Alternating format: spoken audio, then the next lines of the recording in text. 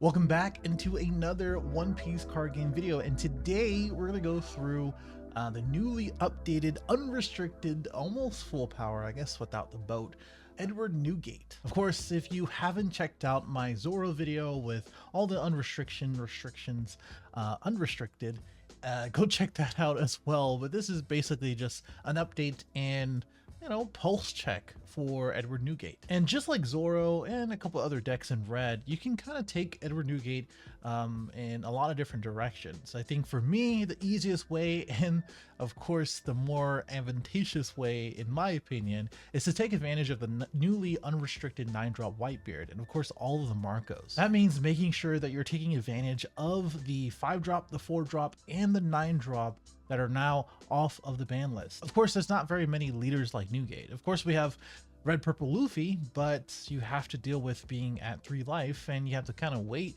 until that ramp kicks in to play those bigger bombs. And of course, we have Sakazuki, which also draws 2 every single turn, but it takes a little bit of thinking and it has a really high ceiling. I think Whitebeard is at that really good level of, you can pick this up, do pretty well with it, and then put some time into it to learn all of the matchups. I think this is the deck to do that. Just putting time into it, you will top with Newgate. Now this version is definitely going to be focusing on all of the Whitebeard stuff, so the searchers, the extra cards, the Marcos, etc. I already talked about that, right? But you can definitely take this in other directions like Strawbeard. So if you really want to make sure you take advantage of the 1-drop Nami and still play 9-drop Whitebeard, you can do that. I don't think there's really any other like red engine that you can use, like Revolution Army and whatever it may be, but I think those are going to be the two, just like how we had it in the last couple sets. Here is the list that I've personally been testing out, and it's going to be pretty familiar from or comparing to like any other Whitebeard list, honestly. It is no surprise that I personally want to make sure that we are utilizing not only the 1-drop Izu and as well as the Whitebeard Pirates event card for 2 different reasons. One, you want to make sure that you have your curve for all of your vanillas. 2, you want to make sure that you are finding a 9-drop Newgate so that way you can play it as early as possible. And then 3, of course, both the Marcos, the 5-drop and as well as the 4-drop are going to be very useful for you, right? Those are all 3 of these things are all Newgate-esque. And if you want a starting point, I think this list is it. I think this is where you need to start as far as Whitebeard. Then you can kind of put in some new techs. I put my 5-drop Luffy because it really helps against something like Queen or something similar. I like Red Rock because Zoro is back, and I think there are a good amount of 4K or less targets that you can kind of make sure that they're not swinging at you at 6 or whatever it may be. And of course, some people are very back and forth for 7-drop Ace, but on the curve and as well as on the clapback, it is super good. Like you can't get around having a 7K swing for 7, obviously, and then the -3 for 2 really helps out your vanillas get a lot of strength. The reason why we're playing Sanji is because there's a lot of different matchups as well that you kind of need to play this on turn 1 for you to keep or start swinging.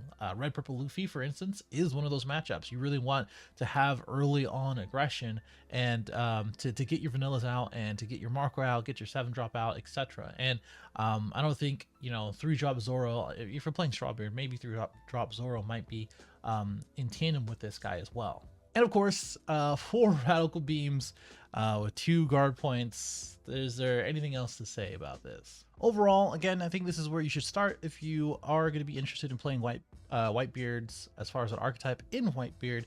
And yeah, just let me know what you think in the comments. What would you change if you want to add, subtract, whatever. I'm going to start out with the classic Red Green Law. Now has Zidane and Nami, etc. versus our Whitebeard, and we opened pretty well going second. We did choose to go second. I think that's better to take that away from Law anyway, and I think you want to go second in this deck anyway too, so not that big of a deal. We are going to swing 8 here, and the reason why I did that is because we do have the 1 of Red Hawk, and if he swings here with 8, which he is going to do, he just or went right into my Red Hawk play, having the 2 open and killed off the Brook. So I don't mind playing out the Thatch for 6 here. I don't think there's going to be any like really big swings. So I think my 10, 11 card hand is going to be perfectly fine against this board. So he's going to go ahead and swing 7. Not that big of a deal. Plays out the Luffy, which, you know, I don't really care about. We're going to swing 8 here after Marco pops the chopper, and with him only having 5 cards in hand, he's gonna go ahead and go down to 0. Pretty easy for us to get him down to 0, and we're probably gonna go down to 0 ourselves. But we do have our 9-drop in hand, which is really good against this deck because there's so many 3 or less, and that just kind of invalidates a lot of his blockers and things like that. And we're gonna be at also 10, so we can use a guard point here. Go to 10, have the Radical Beam up as well, and be an 8k leader, which is nothing to scoff at for sure. One of the other things that we have is Monkey D. Luffy. So if we really wanted to, we can go for game. But I think the better play is just to play the 8-drop and sort of do whatever we can as far as to put on pressure.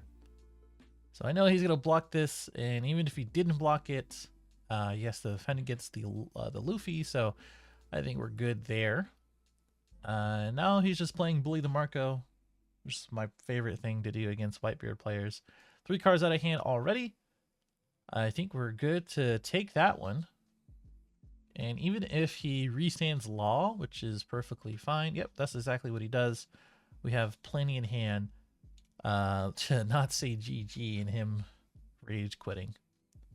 So not too bad as far as the matchup goes. You just kind of have to understand what they have to offer and what they don't have to offer. Even if I went 5 and then what is that, 11k swing to Luffy, you see his hand here, that's 2, 4, 5, 6, that's 11 right there. He wouldn't have met it. So minus the, oh yeah, he wouldn't have met it. So maybe if he did have the Law in hand, he can get out of it. So, you know, playing the Whitebeard and defending with our huge hand is probably the better play.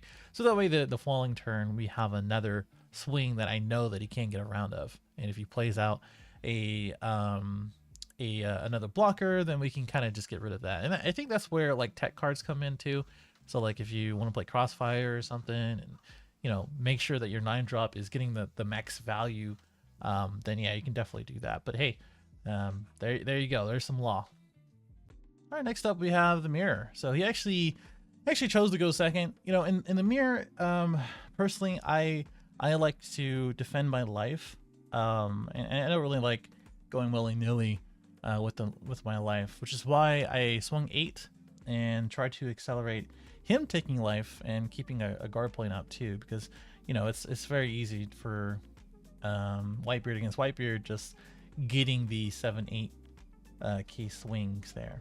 So we play out the King Do. I think having a body on board is pretty important in general. I'm deciding between Thatch and as well as Marco. Marco just has good utility. So if he plays like the 2-drop blocker, we can easily get rid of that. But it looks like we're just going to trade off Izos here and then our own Marco. So I guess he got rid of him either way. The reason why I played Ace here is because I think just having a body versus me trying to make sure that he goes down to 0 life is more important in general, right? I think that's the more important thing to do. And I was deciding if I want to swing at his ace or his face. And with our Newgate, we have two life to a 0. Ace can be easily swung at our following turn with our 9-drop. And he's going to keep our... Oh, okay. Well, I completely forgot he just rage quit after that. I think he was fine. I think he was fine just to, you know, survive this following turn. He had 3 open, which means he has 3 defense cards, or like a Red Hawk, 2 Radical Beams or something like that. I think it was fine. It was just the fact that I have 2 Newgates out and he has to deal with another AK leader is probably, you know, not too amazing. Plus I had the open Dawn, so maybe he thought I had a radical beam or something. I'm not entirely sure, but he just didn't have enough to get around 2 life and then 2 Edward Newgate swing, so I can understand that. Now we're just gonna go through the unrestricted ringer. We're gonna go second against our this Zoro here, and yeah, I think going second's fine. I prefer to go second, like I said before. I think it's just generally okay. And we're gonna keep one open for the radical beam. Not that I had a choice for it. We now have the Izu, which I think we're gonna just take this one. And then he's gonna swing 7, which is an easy 2K. I rather get rid of our 2Ks than our 1Ks, because usually our 1Ks is the stuff that I want to play anyway. So like the 2Ks, I'm cool with just pitching out. So not getting into vanilla, which is probably going to be helpful. We want to build a board, but hey, Marco comes down. If he swings at me, I'm cool. That's 2 life there, and then we can just use our Marco effect to come back. But he's trying to do his best with 4 cards in hand. Another Makino comes down. I'm happy to take this, man. That's the thing. You have to balance out, what's going to be most important when swinging at a Whitebeard. And personally, yeah, man, I think just swinging 6 or 7 is fine. I think 6 is fine. You didn't have to go too hard with the Makinos. So we get a 9K. We clear out his board, pop something with Marco, which is pretty important in this matchup as well.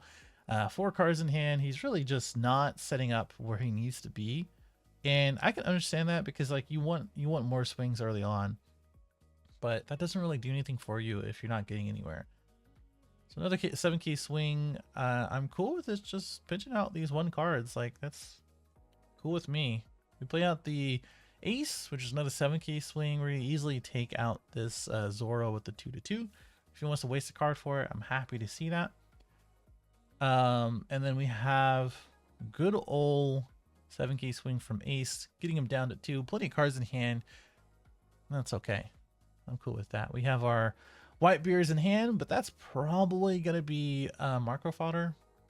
It sucks that, we have to kind of wait for the 5-drop Luffy to come down. But it is whatever. I think we're in a pretty good place.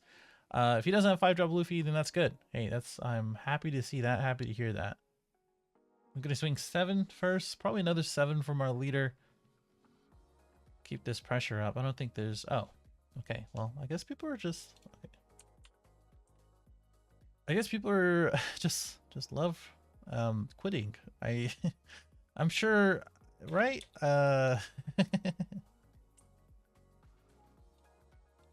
Well, I can't see his hand. Usually it'll show the hand, but I guess not. With the new update. But either way, hey, there you go. That's how you beat Zoro. Clear out his board, get him down to 0, and then make him rage quit. I guess I could put everything on the Marco. Like it doesn't matter. Like I can put at least, what is this, 1 2 3 4 5, excuse me, 6. That's 11K swing to his face. If he has a lot of extra cards or something that is just super dead in hand, then yeah, I'll probably get there. But that's the thing. Like I gotta put him on him not having a 5-drop Luffy. And my hand wasn't that great. I had 2 radical beams, 2 2Ks, and then a 1K. So like I can easily die next turn. I think he was fine just to stay in it to win it. But hey, I'm not him, and we can only take the W's if they give it to us. So hey, let me know what you think in the comments below. I would love to see some builds and as well as suggestions for this build and any other direction that Whitebeard might take in OP05. But until then, I'll see you next one.